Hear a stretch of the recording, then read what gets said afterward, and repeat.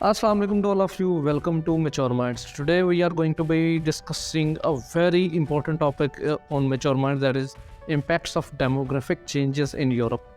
अब यार यूरोप का तो ठीक है, समझ आ गई डेमोग्राफी क्या होती है। बेसिकली पॉपुलेशन में, एक एरिया के पॉपुलेशन में जो भी इम्पैक्ट होता है, जो भी चेंज होता है, उसको डेमोग्राफी कहा जाता है।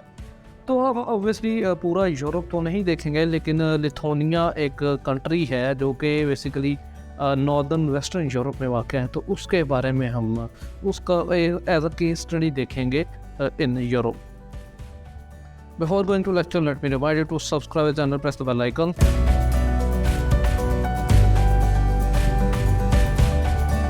एंड लिथुआनिया के बारे में थोड़ा सा जान लेते हैं। लिथुआनिया बेसिकली एक ये आप देख सकते हैं नॉर्दर्न वेस्टर्न यूरोप में एक कंट्री, और पाकिस्तान से तकरीबन 4346 किलोमीटर्स का तकरीबन इसका डिस्टेंस बनता है। छोटा सा मुल्क है, ज़्यादा बड़ा नहीं है, तकरीबन पाकिस्तान से कोई 11 गुना छोटा है। ठीक है, इसका रकबा तकरीबन 65,000 मुरबा मील के करीब है, 25,000 स्क्वायर माइल बनता है तकरीबन। और जो इसकी पॉपुलेशन है that is also very low, 2.8 million के करीब बनती है, 28 लाख के करीब है। तो ये सारी ये चीज़ें ना इसको एक्सीलेंट एग्जांपल बना देती हैं for as a case study of demographic changes. तो इसके इम्पैक्ट्स हम देखते हैं। पहले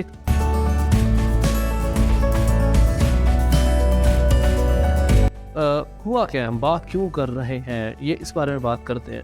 Y we are discussing the Lithuania particularly, वो इस वजह से कि रिसेंटली ना लिथुआनियन जो गवर्नमेंट है उसमें एक बिल पेश हुआ, आप कह सकते हैं, या एक प्रपोजल है कि वो रिटायरमेंट की एज को ज़्यादा कर दें। लाइक पहले अगर वो 65 थी तो वो उसको 72 कर दें, तकरीबन इतना 7 साल का गैप कर दें।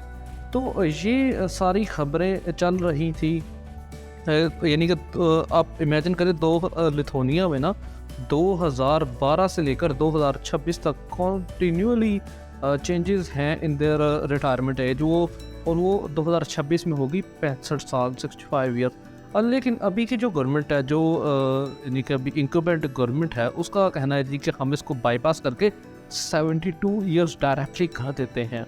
तो यार इससे मसला क्या है? इससे मसला ऑब्वियसली सीधा सा है यार, कोई इतना 72 ईयर्स का बंदा काम कैसे करेगा? तो ये वो प्रॉब्लम है।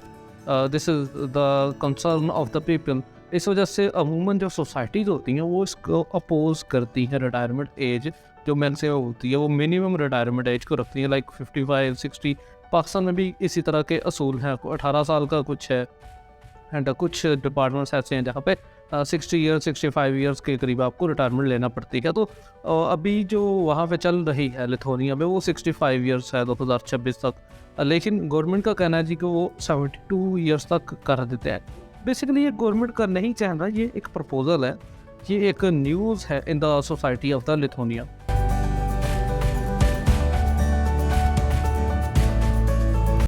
अब ये चेंज कर क्यों रहे हैं? Why are they going to change the retirement age? तो इसकी पहली वजह जो है वो दैट इज़ के डेमोग्राफिक चेंजेस ज़्यादा हो गई हैं। यूरोपियन कमीशन के मुताबिक जो नंबर ऑफ़ वर्किंग पीपल है, ठीक है, अब वो ज़्यादा नहीं रह गए इन द लिथुआनिया। अब मसला यहाँ पे क्या है, जितने रिटायरमेंट एज के बाद वाले ओल्ड एज लोग होंगे उनको पेंशन भी देना पड़ेगी।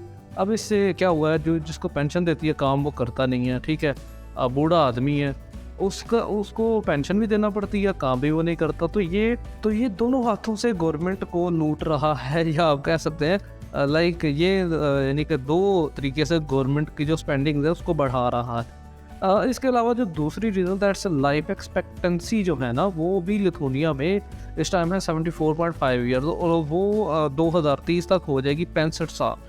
अब आप इमेजिन करें एक सोसाइटी जहाँ पे 65 साल के बूढ़े हों, तो वहाँ पे हमारे पास जो रिटायरमेंट एज है वो 72 कर दी जाए, तो जो पब्लिक वेलफेयर के डिपार्टमेंट्स हैं या डिपार्टमेंट जो भी हैं वहाँ पे काम करने वालों की शॉर्टेज हो जाएगी। तो this is also a reason के जिस वजह से वो कर रहे हैं।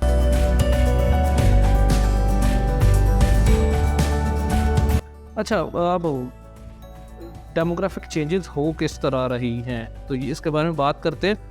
रिपोर्ट्स के मुताबिक क्या होएगा इन द कमिंग ईयर्स, वो 100 अगर आदमी काम कर रहे हैं तो 50 उनमें रिटायर बंदे होंगे। लाइक टोटल अगर 150 की पॉपुलेशन ले तो उसमें 100 काम कर रहे होंगे, 50 जो है वो खाने वाले होंगे सिर्फ वो। तो इमेजिन करें कितना ज़्यादा एक्सपेंडिचर गवर्नमेंट का बढ़ जाता। अभी के लिए तकरीबन 35% जो कंट्री की पॉपुलेशन है दैट इज़ ओवर 55। इमेजिन करें पाकिस्तान के साथ अगर आप कंपेयर करें ना, तो पाकिस्तान की जो आबादी है वो 60% जो है वो यंग पॉपुलेशन, और इनकी जो मैक्सिमम आबादी है वो है अबव 55। तो यहाँ पे ऑब्वियसली एक वर्कफोर्स क्राइसिस पैदा होने वाला है या हो रहा है। तो लिथुआनियन जो गवर्नमेंट है उनको हेल्थ इंफ्रास्ट्रक्चर और लो लाइफ एक्सपेक्टेंसी को भी देखना पड़ेगा। अब होता क्या है कि लो हेल्थ जो इश्यूज़ हैं उसकी वजह से क्रॉनिक और नॉन इन्फेक्शियस कंडीशंस जैसे हो जाती हैं।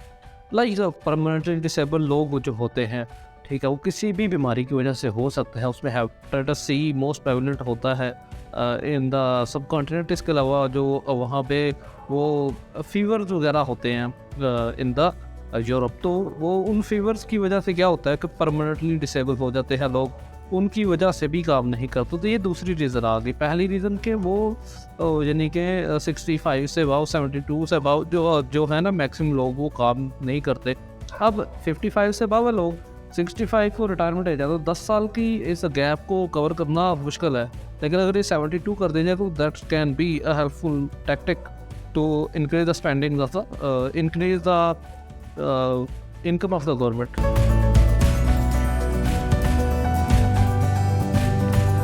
अब बात कर लेते हैं डेमोग्राफिक चेंजेस की वजह से जो सोसाइटल इम्पैक्ट्स आने वाले हैं उसके बारे में। पहला जो सबसे इंपॉर्टेंट है that is going to poor health infrastructure. अब एक मुल्क है यार जिसमें ज़्यादा लोग बूढ़े हैं, तो वहाँ पे ऑब्वियसली चीज़ें क्या होंगी, इसी तरह मिसमैनेज होंगी, क्योंकि हेल्थ इंफ्रास्ट्रक्चर को बेहतर करना पड़ेगा। जितना बूढ़ा बंदा होगा उसकी ध्यान के लिए, उसकी केयर के लिए हमें हेल्थ इंफ्रास्ट्रक्चर को बेहतर करना पड़ेगा। तो उसमें क्या होगा, पब्लिक स्पेंडिंग ज़्यादा होगी। अब इससे पब्लिक स्पेंडिंग होने से क्या होता है, एक तो हमारा डायरेक्ट इनकम कम हो जाती है, स्पेंडिंग ज़्यादा होगी तो जो स्पेंडिंग टू कंजप्शन रेशो है वो कम हो गई। दूसरा जो इम्पैक्ट है दैट इज़ के वो कमा भी नहीं रहे, ठीक है, तो ये भी एक मसला है। वर्कफोर्स क्राइसिस पैदा हो सकता है, इससे होता है एक्चुअली में, ठीक है। अब वर्कफोर्स क्राइसिस क्यों पैदा होता है, जब आपके मैक्सिमम लोग रिटायर कर देते हैं, उनको पेंशन भी देनी है, उन पर स्पेंडिंग भी करनी है, उन पर हेल्थ के पे भी लगाना है, इससे मुल्क को ज़्यादा पैसे की ज़रूरत भी पड़ती है, और दूसरी तरफ आपके पास काम करने के लिए लोग भी कम है, तो this is also a reason. इसके अलावा जो है, अब इस कमी को पूरा करने के लिए क्या होएगा, सोसाइटी में आपको इमिग्रेंट्स को बुलाना पड़ेगा। जैसे आप यानी कि ब्राज़ील से लोग जाते हैं इन द यूरोप, तो अब यहाँ पे मसला है कि फॉरेनर्स जो है वो अपनी हेजेमनी कायम कर लेते हैं। अब आप यूके की अगर बात करें तो इस टाइम उनका जो प्राइम मिनिस्टर है वो ऋषि सुनक के नाम से जो बंदा है, that is originally from India, Pakistan से बेसिकली गुजरांवाला से उसके बाहिदाद है। तो यहाँ पे फॉरेनर्स की जो इंटरवेंशन है वो ज़्यादा हो जाती है। इससे जेनोफोबिक जो सेंटिमेंट्स हैं वो भी बढ़ सकते हैं द सोसाइटी। इससे आपका जो है अपना इनसिक्योरिटी माशरे में, और जो कंटेंटमेंट के जो इश्यूज़ हैं वो भी मसाइल होते हैं, सिक्योरिटी इश्यूज़ में मसला होता है। अब इस सोशल इकनॉमिक डेवलपमेंट में मसाइल होते हैं दो कि ये बड़ी दूर की हैं यानी कि चीज़ें इन द यूरोप, लेकिन मसला ये कि वहाँ पे इस्लामोफोबिया, जीनोफोबिया सारे कॉन्सेप्ट पाए जा रहे हैं आज के दौर में। तो ये उस सारी डेमोग्राफिक चेंजेस जो हैं वो उन सारी चीज़ों में इजाफा ही करेंगे। इसके अलावा अब जब आपके मुल्क में फॉरेनर्स हैं और लोकल्स हैं, तो then you have to manage an complex administrative structure. अब इस कम्प्लेक्स एडमिनिस्ट्रेटिव स्ट्रक्चर को स्टेबलाइज करने के लिए आपके पास फंडिंग, ज़्यादा पैसा, अगेन वही साइकिल कि आपके पास काम करने के लिए तो बंदे हैं नहीं, यू हैव टू यानी कि borrow workforce from the other countries. अब उससे फॉरेनर्स ऑक्यूपाई करेंगे, socio economic development, security issues and all that's and nonsense. और ये सिर्फ लिथुआनिया का मसला नहीं है, ये यूके इस टाइम सफ़र कर रहा है, इस टाइम फ्रांस सफ़र कर रहा है। फ्रांस में तो इवन के इसके ऊपर लॉज भी लाने की बातें हो रही हैं। वहाँ पे इस्लामोफोबिया का जो है वो आप देख सकते हैं। स्विट्ज़रलैंड, डेनमार्क, नॉर्वे, स्वीडन, ये सारे ममालिक ऐसे हैं, पोलैंड, वो इस चीज़ से सफ़र कर रहे हैं। अब इनकी एक और रीज़न है, वहाँ पे जो ग्रोथ रेट है वो भी कम है।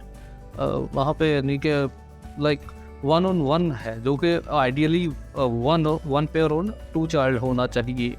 अभी आइडियली जो है वो इंडिया का आई गेस चल रहा है 2.1 के हिसाब से, तो दिस इज समथिंग।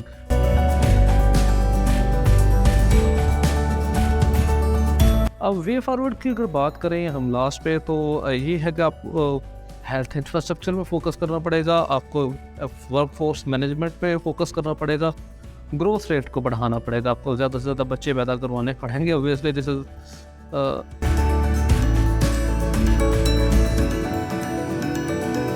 कंक्लूजन की अगर बात करें तो यार अभी ना रिसेंटली क्या हुआ है कि रशिया यूक्रेन वॉर की वजह से नेटो ने जोर दिया है तमाम के तमाम नेटो कंट्रीज़ को, मेंबर कंट्रीज़ को, लिथुआनिया एक नेटो का मेंबर कंट्री याद रखिएगा, तो उसको जोर दिया कि आप अपनी ना डिफेंस स्पेंडिंग्स बढ़ाएं। तो उस पर अभी के लिए 2.52% इन्वेस्ट कर रहा है, ठीक है, अपना जीडीपी का जो है लिथुआनिया। लेकिन नेटो ने जब कहा है कि ज़्यादा करे, तो उनके जो डिफेंस मिनिस्टर उनका बयान आया है, रिसेंटली बयान आया था कि वो उसको ज़्यादा कर देंगे, ठीक है, they are agree to increase the spending on defence. अब यहाँ पे ये मसला है कि इनकी पॉलिटिकल जो प्रायोरिटीज़ है वो वाली है ही नहीं जो होनी चाहिए। इनके डेमोग्राफिक चेंजेस पे, हेल्थ इंफ्रास्ट्रक्चर पे, पब्लिक डेवलपमेंट पे, पब्लिक स्पेंडिंग पे, इन पे ज़्यादा तवज्जो होनी चाहिए, वर्क फोर्स मैनेजमेंट पे ज़्यादा तवज्जो होनी चाहिए। लेकिन इनकी जो पॉलिटिकल प्रायोरिटीज़ हैं that are on the defence perspective. तो ये क्यों है? क्योंकि रशिया यूक्रेन वॉर अभी चल रही है इन यूरोप, और ये एक वर्ल्ड स्टेज बना हुआ है दोबारा आफ्टर वर्ल्ड वार 2 यूरोप। तो यूरोप यानी कि वर्ल्ड वार 2 के बाद दोबारा एक वर्ल्ड स्टेज बना हुआ है for the establishment of new world order. तो देखते हैं क्या बनता है। तो this was all and all for today. Thank you very much for listening me.